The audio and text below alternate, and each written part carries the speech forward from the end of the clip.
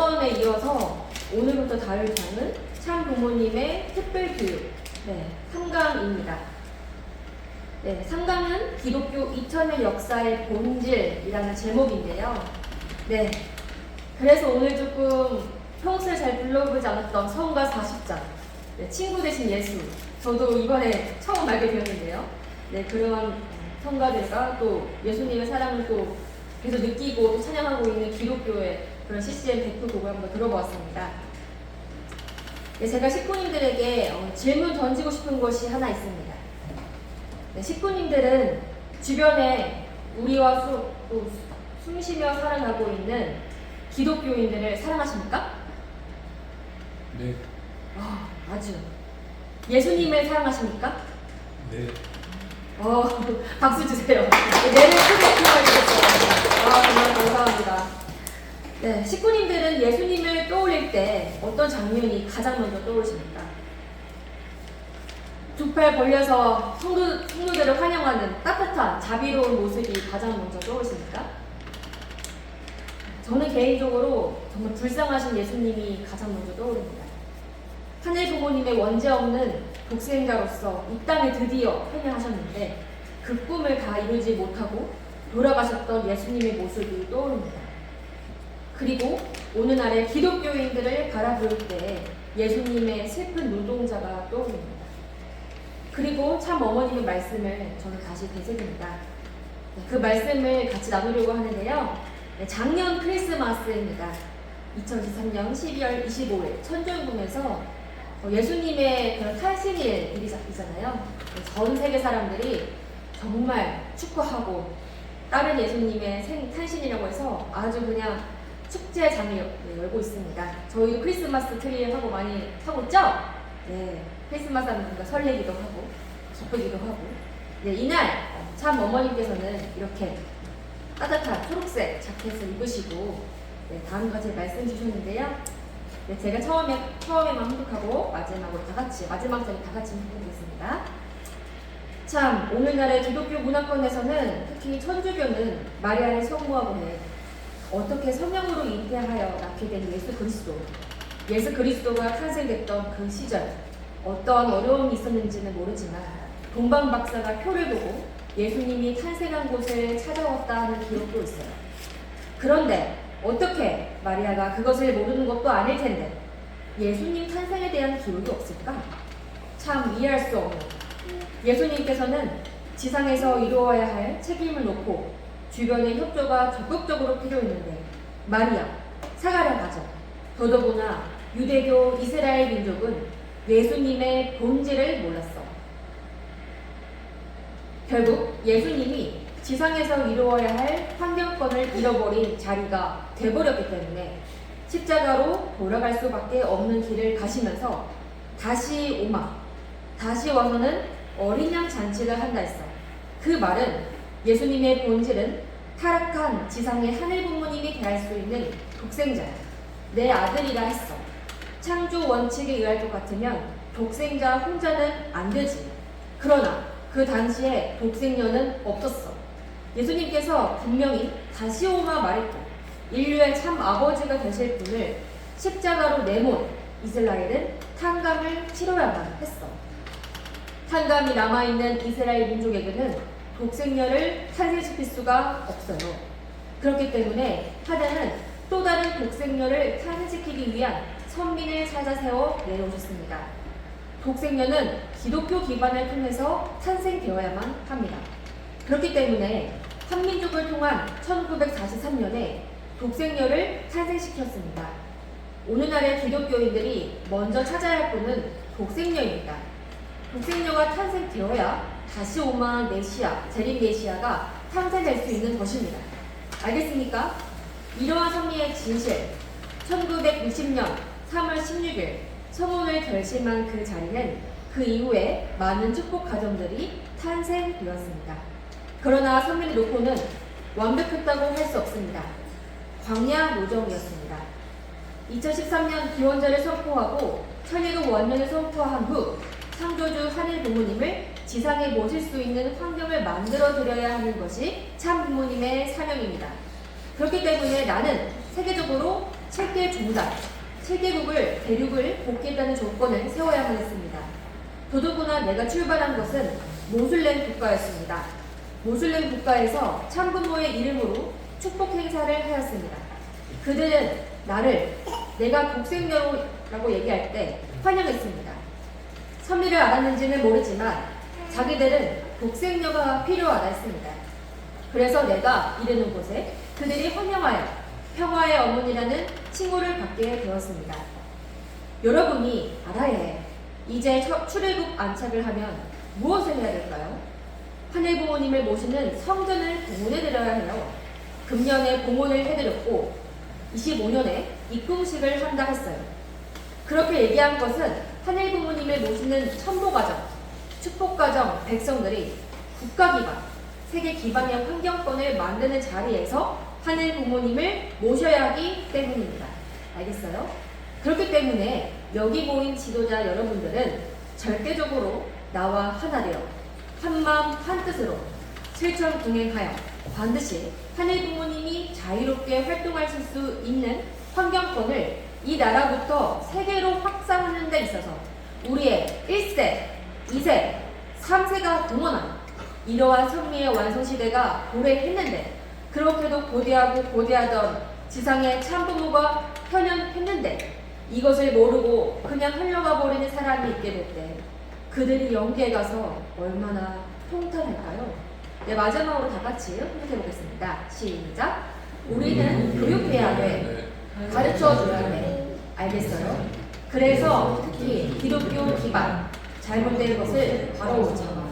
기독교의 본질은 참 부모를 모시기 위한 환경권을 만들어야 하는데 오히려 반대하는 입장에서 나왔다는 것을 회개하고 이제 독수행녀 평화의 어머니 참 부모 앞에 정렬된 기독교권, 종교권, 세계가 되어야 한다는 것을 강조하는 그렇게 나아가야만 인류의 미래, 지구의 미래에 희망이 있다는 것을 보여줘야만 하겠습니다. 오늘 이날을 위해서 예수님의 사정과 참 어머니의 사정을 깊이 느끼는 나와 동시에 살고 있는 여러분들이 얼마나 행복한 자리인 것을 깊게 체험하는 이 시간 이날이 되기를 축원합니다. 네, 이 말씀이 바로 오늘 다룰 3강의 핵심입니다. 오늘 이 시간은 이러한 참 어머님의 말씀으로 하늘의 전통을 새롭게 상속받는 그런 시간이 아닌가 싶습니다. 이 시간 우리 식구님들과 함께 하늘 부모님의 전통을 상속받는 귀한 시간이 되고자 합니다. 제가 말씀드릴 부분은요, 네, 역사에 대한 이야기도 있습니다. 역사 좋아하십니까? 네. 네, 역사에 관련된 이야기인 만큼 다른 내용보다 조금 더 흥미롭고 훨씬 이해하기가 쉬울 거라고 편할 것이라고 생각됩니다. 또한 참 어머니께서 기독교 2000년의 역사를 어떻게 보고 계신지 우리가 알고 깨닫는 귀한 시간이 될 것이라고 저는 믿습니다. 네, 오늘 다룰 주제 이 컨텐츠 3가지가 있습니다. 1번 하늘교통을 찾아 나온 복귀섬의 역사 4000년, 2번 다시 오마하신 예수님, 3번 기독교 2000년 역사의 본질입니다. 네, 그러면 오늘날 세계적인 이 비극을 볼 때 해결할 수 있는 방법은 기독교가 자기 사명을 다하는 데 있습니다. 네, 기독교가 자기 사명을 다하기 위해서는 기독교인들이 기독교의 본질을 제대로 알아야 합니다. 그리고 그 본질을 가르쳐줘야 할 책임은 그 본질을 알고 있는 우리 축복가정이 해야 되는 것입니다.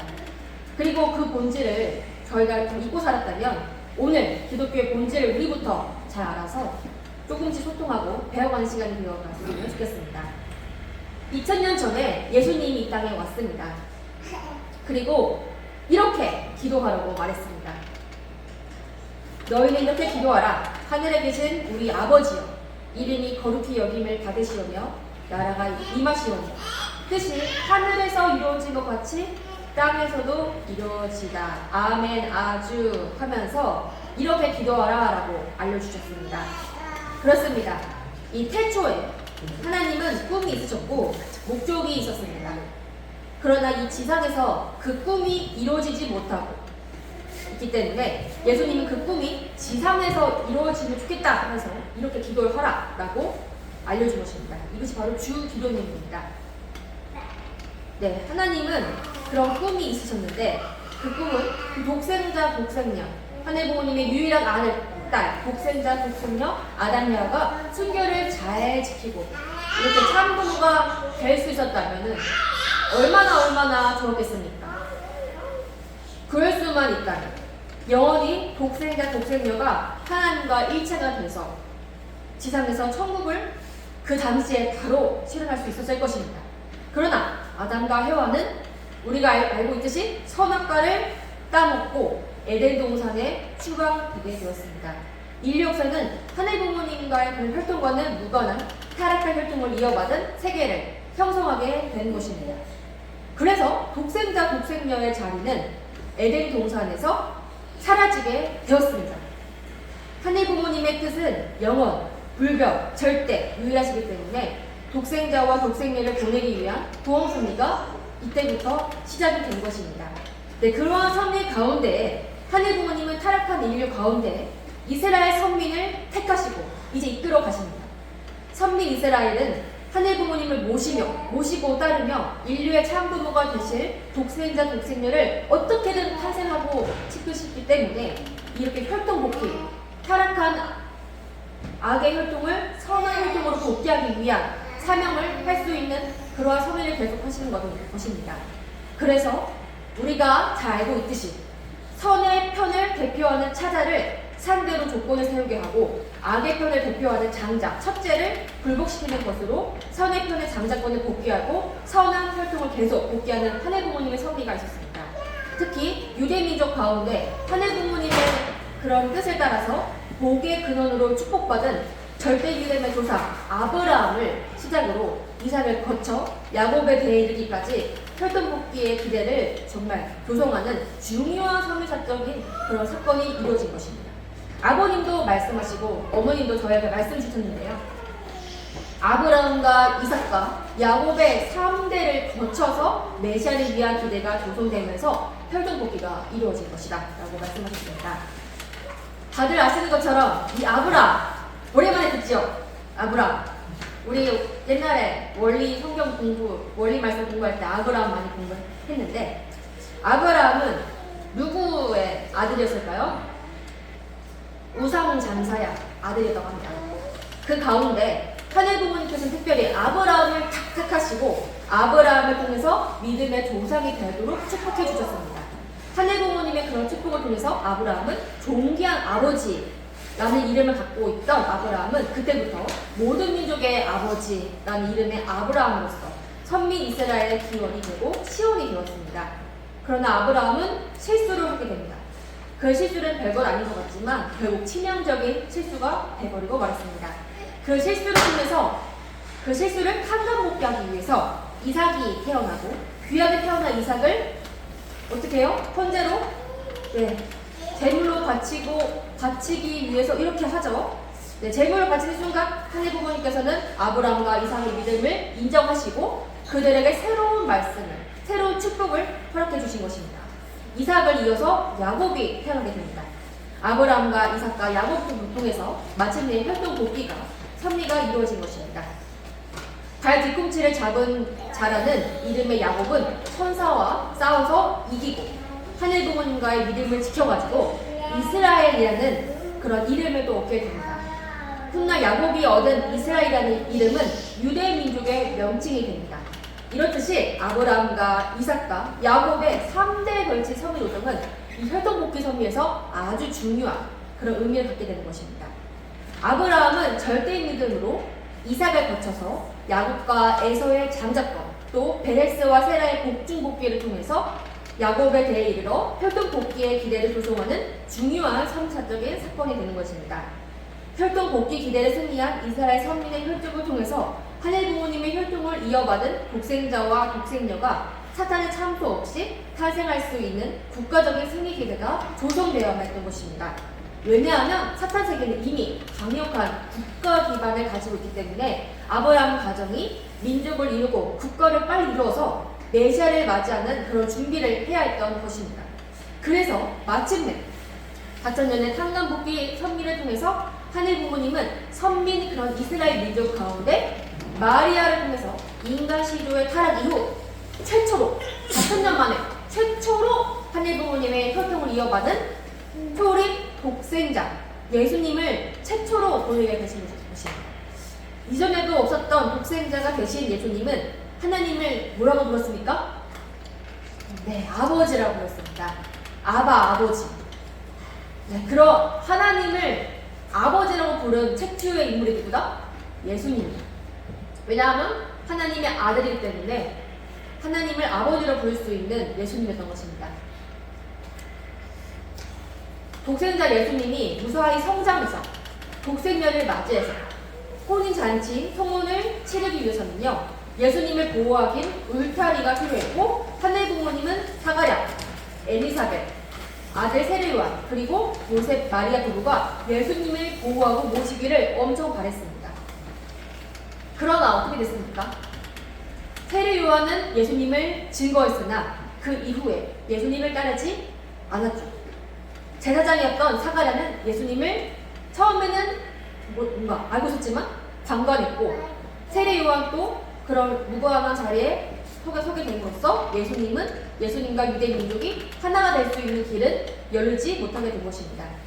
또 마리아, 예수님이 낳으셨던 어머니 마리아는 예수님을 독생자로 모시고 따르면서 예수님이 그 독생자를 만날 수 있도록 도와줘야 되는데, 산부모가 될 수 있도록 도와줬어야 했는데 그러지 못했기 때문에 사가랴 가정과 소원해지고 마리아가 요셉과 부부관계를 하면 안 됐었는데 부부관계를 계속해서 하늘의 계시로부터 멀어짐으로써 예수님의 그러한 보호해야 할 책임을 다하지 못하게 된 것입니다.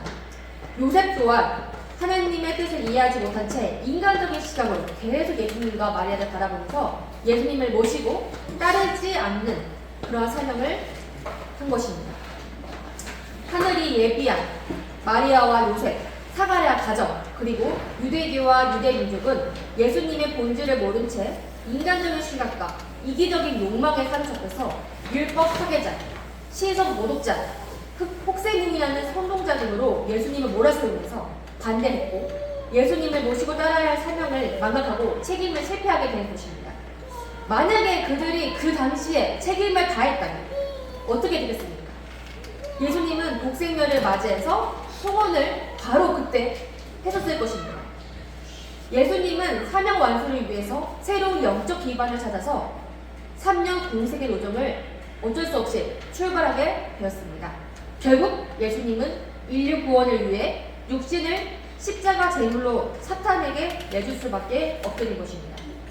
하나님 부모님이 준비하신 마리아와 요셉 또 사가랴 가정이 그 뜻을 알고 만약에 하나 들어서 예수님을 보호했던 그런 책임을 다했다면 그 책임의 완수 기대를 위해서 하나님이 예비하신 독생녀는 바로 탄생되었을 것입니다.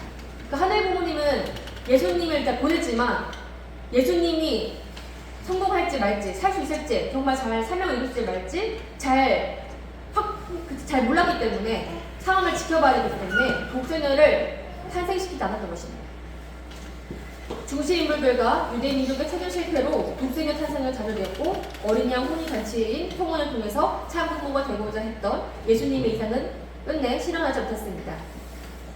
결국 십자가의 길을 가시고 그 이후에 부활 40일 노정을 걸으시며 전 인류의 죄를 배속할 수 있는 길을 걸으셨습니다. 부활하신 예수님을 영접한 제자들은 다시 모여서 12제자의 그런 수를 채우고 예수님을 믿고 모시고 따름으로써 예수님의 성령과 함께 영적 참부모가 되셔서 영적 중생의 역사를 하실 수 있는 기대를 조성하시게 됩니다. 예수님이 걸어가신 십자가의 길은 중심 인물과 유대민족의 책임 실패 속에서도 전 인류를 영적으로도 어떻게든 중생케 해서 복귀하시기 위한 걸어가신 숭고한 그런 요정임을 우리는 알아야 되는 것입니다. 그럼 예수님의 그 노정을, 십자가 노정을 잠깐 느낄 수 있는 영상을 잠깐 시청하겠습니다. 제자는 이것이 오래전부터 그들에게 약속하신 바로 그 언약임을 깨닫습니다.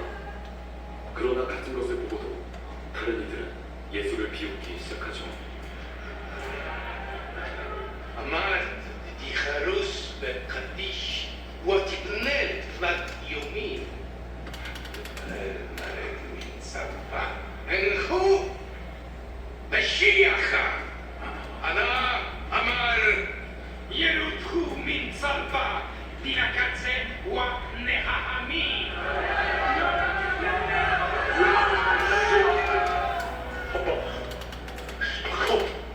저들을 용서해 주옵소서. 자신들이 하는 일을 모르나이다.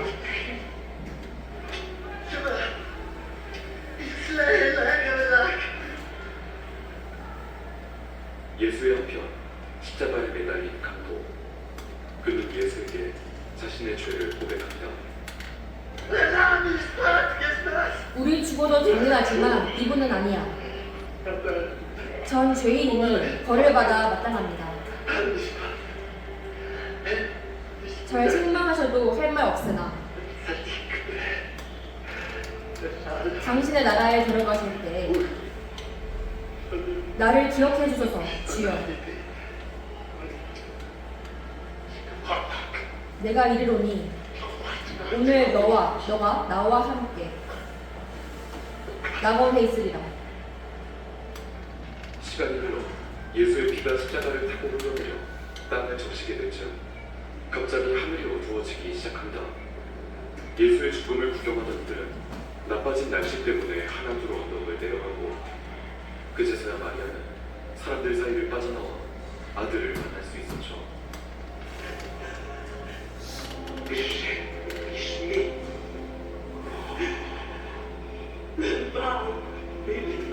내 몸을 나온 아들아, 나도 함께 죽게 해다오.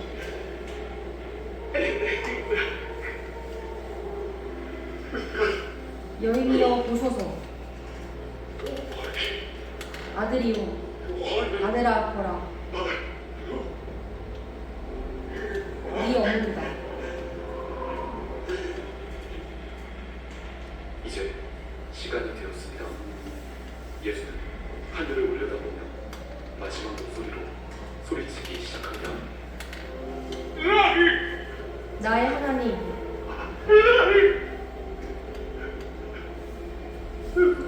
어찌하여 나를 버리셨나이까? 다 이루었도다.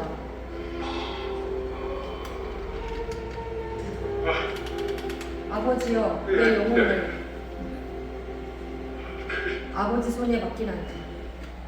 네, 이렇게 그 당시의 상황을 재현했던 그런 영화인데요. 이 모습을 보면서 당시 예수님의 진짜 현실은 어땠는지 좀 느낄 수 있었던 영상이었습니다. 십자가의 길을 걸어가신 예수님은 제자들에게 재림을 약속하시면서 말씀하셨습니다. 어린 양 혼인잔치를 하겠다. 어린 양 혼인잔치는 독생자로 탄생하신 예수님이 독생녀를 만나서 성원하심으로써 참부모가 되고 하셨던 소망 중에 소망이었으나 중시 인물들의 세기 실패로 결국 이루지 못한 하늘 부모님의 기원이었습니다. 그래서 예수님의 재림은 독생녀를 만나서 어떻게든 어린 양 혼인 잔치에 소원을 함으로써 참 부모가 되시고자 하신데 그 궁극적인 목적이 있는 것입니다. 네, 이제 역사적인 이야기인데요. 예수님의 부활로부터 50일째 되는 날에 사도들을 비롯한 신도들이 모인 자리에서 성령이 강림했습니다. 성령이 이렇게 충만하게 된 이 사람들은 세상으로 나아가서 예수님의 말씀을 전파하게 된 것입니다. 그리고 실패한 유대 민족을 대신하여 기독교가 하늘 부모님의 섭리 경륜의 중심이 될 수 있었습니다.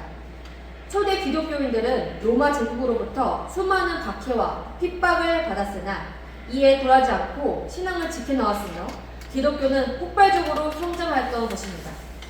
픽박을 받는데도 박해를 받는데도 어떻게 기독교들은 성장할 수 있었을까요? 내가 기독교인이다 라고 하면 바로 죽이던 시절이었습니다. 어떻게 성장할 수 있었을까요?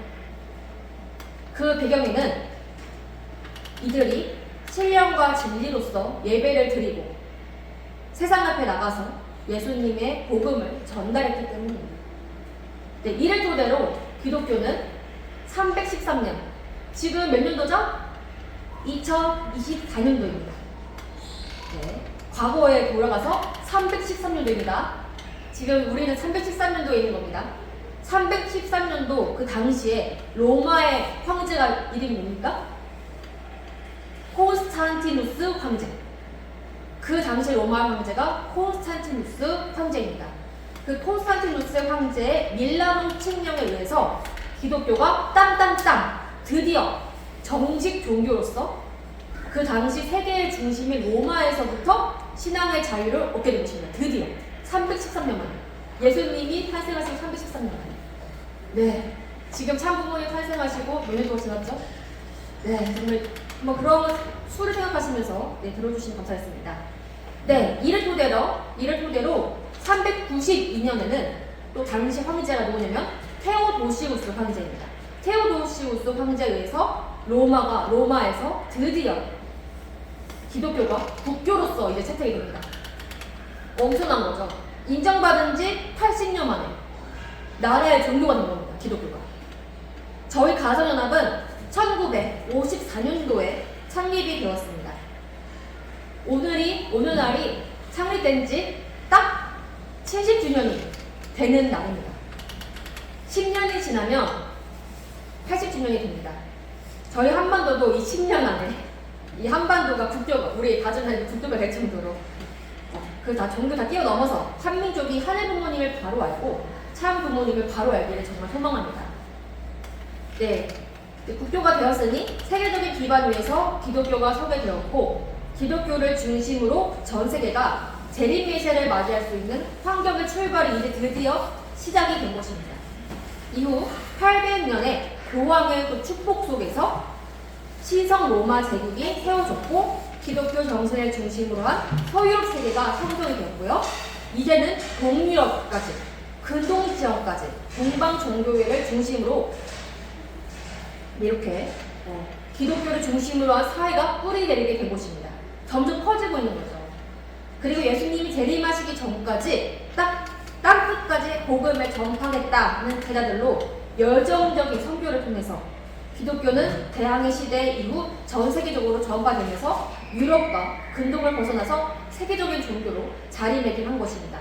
이렇게 하늘 부모님과 예수님의 말씀을 잘 받들어서 나오면서 재림 메시아가 다시 탄생될 때까지 독생명을 되실 때까지 신앙적인 그런 전통을 잘 이루었다면 기독교는 더 빨리 세계적인 종교가 되었을 텐데 그러지 못한 것이 역사 통해서 우리가 확인할 수 있는 것입니다.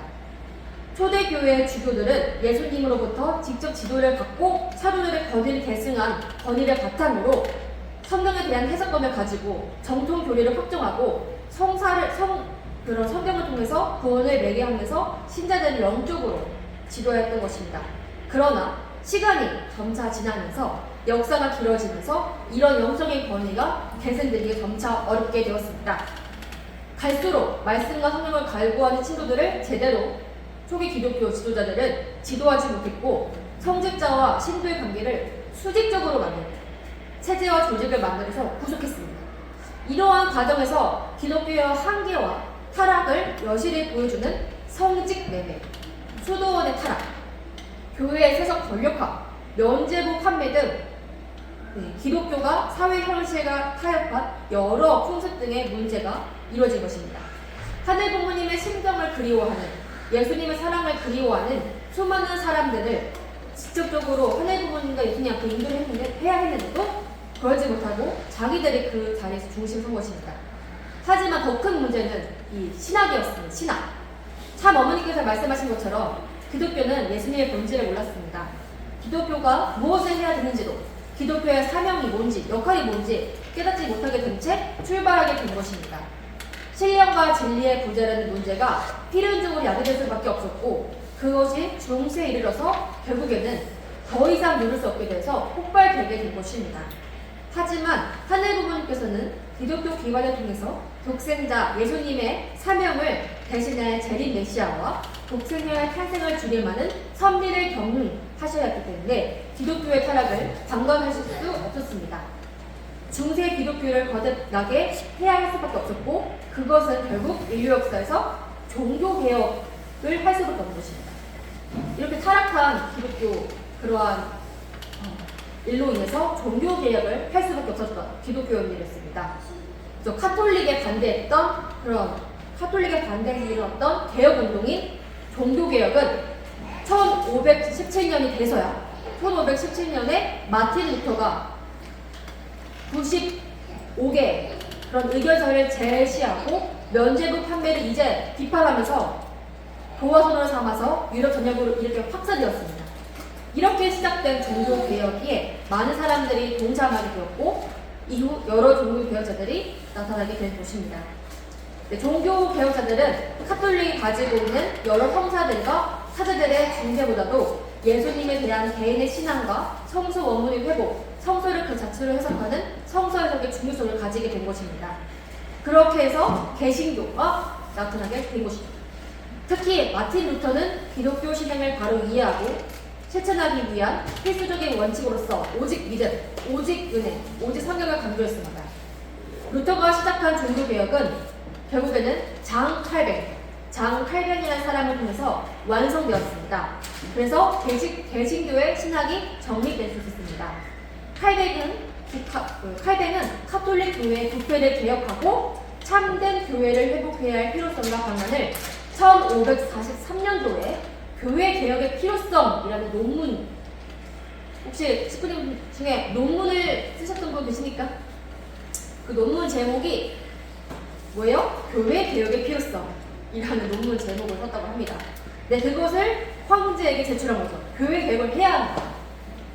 네, 그리고 그 이후에 또 한편으로 또 기독교 강요라는 책을 써가지고 기독교의 그런 올바른 신학관 정립을 위해서 노력했습니다. 이렇게 종교개혁은 중세 가톨릭 교회의 전통적 권위에 도전하면서 개인의 자유와 권리에 대한 각성, 민주주의의 정치 체제의 발전을 촉진하는 등 아주 큰 변화를 불러일으키게 되었습니다. 더 나아가서는 이 종교개혁이 현대 서구 문화에 있어서 정치 구조에도 발전을 영향을 미치게 되었습니다. 그리고 종교개혁은 종교개혁만으로 끝나지 않았습니다. 하늘을 순수하게 그리워하면서 하늘 부모님에 대한 순수한 신앙을 어떻게든 지켜나가려고 하는 그런 움직임, 이 열망을 가지고 하늘 부모님을 모실 수 있는 신앙을 갈구하면서 많은 청교도들이 신대륙을 향해서 갔습니다. 그게 바로 아메리카, 미국입니다. 자기의 목숨을 걸고 새로운 세상을 찾아 나선 그들이 바로 필그림 파더스였습니다. 식구님들은 미국에 가보신 적 있으십니까? 네, 미국에 가보면 정말 자유라는 것을 너무 바로 느끼는데요. 훗날 이들은, 이 청교도들은 미국의 건국에 매우 큰 영향을 미치게 됩니다. 목숨을 걸고 신앙을 지킨다. 우리는 신을 믿는다. 이것은 초기에 기독교로부터 내려왔던 아주 순수한 신앙적인 행위이고 거룩한 전통이었습니다. 로마 제국의 박해 속에서도 기독교가 명백히 그 명백을 이어나갈 수 있었던 것은 목숨을 어떻게든 걸고 신앙을 지켜나가는 그들의 순수한 열정이었습니다. 네, 그렇습니다. 이 배를 타고 미국으로 건너올 때 유럽에서 배를 타고 미국을 간 거잖아요. 그 절반이 죽었다고 해요. 목숨을 걸고 간 거죠. 신앙을 자유를 찾기 위해서. 하늘 부모님 모시는 그런 절대 신앙을 정말 지키기 위해서 목숨을 걸고 미국을 기독교 정신과 민주주의 대표하는 나라로서 하늘 부모님을 길로 나오시게 된 것입니다. 미국을 하늘 부모님의 나라로 길로 나오신 것은 참 부모님을 위한 환경권을 만들어가지고 예수님이 십자가의 길을 가시게 된 역사가 더 이상 반복되지 않도록 하기 위한 것입니다. 제2차 세계대전 이후에 하늘 부모님의 축복 가운데 세계를 이끌어갈 수 있는 선두 국가로서 자리매김한 미국은 예수님 시대에 마치 로마 제국과 같은 그런 입장인 것입니다. 로마 제국이 세계의 중심이잖아요. 이제 미국이 세계 중심으로서 다시 그런 입장에 있는 것입니다. 그래서 세계의 모든 나라들이 참 부모님 받아들이고 모실 수 있는 환경을 미국이 환경 조성을 해야 하는 것입니다. 그래서 2000년의 역사를 간직한 기독교는 이제 역사의 진실, 하늘 부모님의 섭리의 진실을 올바로 알아야 합니다. 하늘 부모님의 사랑과 혈통을 온전히 받아서 탄생한 복생녀가 성혼을 통해서 하늘 부모님을 온전히 닮은 참 부모가 되는 것이야말로 하늘 부모님께서 인류를 복귀하는 섭리를 경륜하신 데 있어서 가장 핵심이 되는 진실이라는 것을 기독교인들이 바로 알아야 하는 것입니다. 그래서 하늘 부모님의 섭리는 먼저 독생자와 독생녀를 탄생하게 하고 그들이 성장해서 참부모가 되게 하는 데 있으며 독생자와 독생녀가 참부모가 된 이후에는 그들을 통해서 인류 복귀를 하는 데 있어서 기독교는 반드시 알아야 됩니다. 하늘 부모님의 섭리는 참부모를 떠나서는 이해될 수 없고 참부모를 떠나서는 온전히 이루어질 수 없다는 것도 기독교는 알아야 됩니다.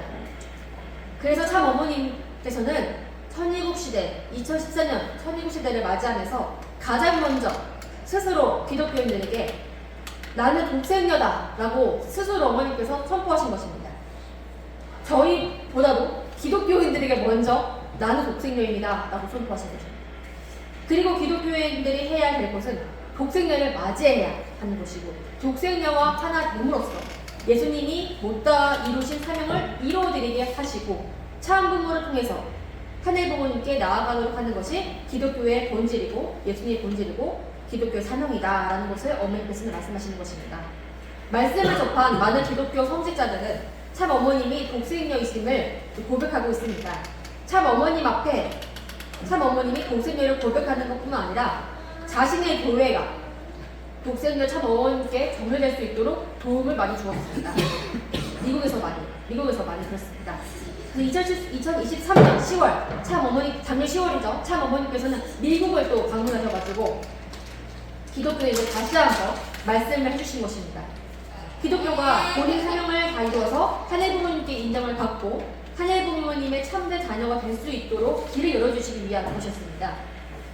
기독교가 섭리의 황금기인 이때 참 어머님을 받아들이고 어머님과 하나가 된다면 기독교는 승리한 기독교가 되는 것입니다. 하지만 섭리의 황금기인 이때 참 어머님을 끝끝내 받아들이지 못하고 참 어머님과 하나가 되지 못한다면 기독교는 결국 실패한 기독교가 되고 마는 것입니다. 참 어머니께서는 지금 이 순간도 기독교가 실패하지 않고 승리할 수 있는 기독교가 될 수 있도록 끊임없이 문을 열어주시고 팔 벌려서 기독교를 맞이하고 계신 것입니다. 기독교가 참 어머님의 품 안으로 인도되어 올 수 있도록 저희에게 당당하게 자신있게 기독교인에게 나아가기를 원하고 계십니다. 저도 그래서 작년에 여름에 처음으로 기독교 찾아갔습니다. 찾아가서 어머님 독생녀입니다 라고 선포를 했습니다. 아직 그럴 때 정말 심장이 떨리더라고요. 이 작은 교회에도 불구하고요. 정말 말이 쉽지 실제로 기독교에 더 들어가가지고 기독교 목사님께 어머님이 독생녀입니다 라고 선포하는 게 정말 큰 용기가 필요했지만 정말 좋더라고요. 네. 또 참부모님 말씀 중에 그런 말씀이 있습니다. 기독교가 왜 이렇게 크게 지은지 아느냐? 기독교가 참 부모님 빨리 받아들이고 우리 토일가 축복가정들이 거기에 가서 원리 강론을 하고 예수님의 본질을 알려드리고 참 부모님을 알려드리기 위해서 많은 기독교 성도들을 불러일으키기 위해서 기독교인들이 기독교를 크게 지은 것이다 라고 그런 말씀도 있습니다. 우리가 당당하게 자신있게 기독교인들에게 전해야 될 말씀은 뭘까요? 우리가 방금 배웠던 계속해서 들었던 이제 잊어먹지 않았죠? 계속 들었으니까요. 예수님의 본질, 하나님 부모님의 본질, 참 부모님의 본질, 그리고 기독교의 사명 역할을 우리가 제대로 알려줘야 되는 것입니다. 하나님 부모님은 기독교가 중시시대를 거치면서 그 본질로부터 멀어졌을 때 하나님 부모님은 종교개혁을 단일케 하셨고 개혁의 면을 이은 한국 기독교 기반 위에 소림 독생녀가 탄생하신 거잖아요. 1543년에 아까 뭐라고 하시죠? 종교개혁의 필요성이라는 논문을 제출했죠. 1543년에. 그로부터 400년 이후에 1943년 하늘의 섭리에 의해서 초림 독생녀가 탄생하시게 된 것입니다. 그래서 우리는 이렇게 기독교의 본질을 제대로 알아야 하겠습니다. 오늘 이 강의를 어머님께서 특별히 말씀하신 것도 기독교의 역사를 통해서 기독교의 본질을 명확히 알아서 기독교로 하여금 우리와 하나 되고 승리한 기독교가 될 수 있도록 정말 바라신 거죠. 그런 우리가 되어야 하는 것입니다. 기독교는 십자가의 길을 걸어가신 독생자 예수님의 사명을 대신할 재림 메시아 탄생과 더불어 중심 인물들의 실패로 좌절된 독생녀의 탄생을 위한 기반을 조성해야 합니다. 그리고 기독교는 어린 양 혼인 잔치인 성혼을 통해서 참부모님의 이상을 성취하신 참부모를 모시고 따르면서 인류를 하늘 부모님의 자녀로 거듭나게 하시고 하늘 부모님의 주권의 칭의, 인하는 이상세계의 천일국의 완성을 위해서 앞장서야 합니다. 기독교 2000년 선미는 결국 재림 메시아를 기다리고 독생녀의 탄생을 예비하시고 어린 양 혼인 잔치를 준비한 역사이며 참 부모님을 따라 하늘 부모님의 아래 인류 한가족의 이상을 실현하기 위해 준비해온 역사임을 우리나라야 합니다. 우리는 기독교의 역사와 본질을 참 어머님으로부터 먼저 깨우치고 이제 깨닫게 되었습니다. 참 어머님께서 손수 나는 복생녀다 라고 선포하신 것처럼 우리는 참 어머님의 길을 이어서 기독교인들 앞에 당당히 나가서 외쳐야 할 것입니다. 우리 어머님은 복생녀이십니다. 우리 어머님은 복생녀이십니다. 기독교인은 우리 어머님과 하나 돼서 우리와 함께 천국의 안착을 위해서 더 나아가 하늘 부모님의 참된 하늘 자녀가 되어야 합니다. 라고 말씀을 전해드리겠습니다. 저도 기독교 친구가 여러 있는데요. 저부터 먼저 실천을 하겠습니다. 네, 우리에게 귀한 말씀을 내려주신 참 어머님께 감사의 박수를 올려드리면서